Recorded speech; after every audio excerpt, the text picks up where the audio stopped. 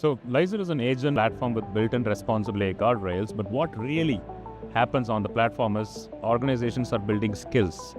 I'm talking about customer onboarding automation for banks, or an internal audit automation for banks again, or claims processing and insurance.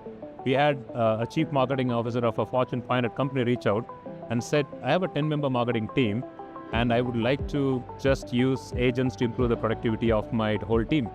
And fast forward today, they have 18 marketing agents that's running on Lyzr. Wow. And they haven't, they're seeing 10x productivity as well. So what really our platform does is to allow organizations to build skills. And when more of these organizations build skills, we are able to take those skills to other organizations. And we work with IBM as an orchestrate partner because we're able to integrate with all the other agentic capabilities that IBM brings to the table, and AWS being our underlying infrastructure partner. We don't have to worry about uptime. You're exclusive with AWS. Yeah, from an infrastructure point of view, yeah. We don't have to worry about uptime of logs. We don't have to worry about uptime of memory. Yeah. AWS takes care of that.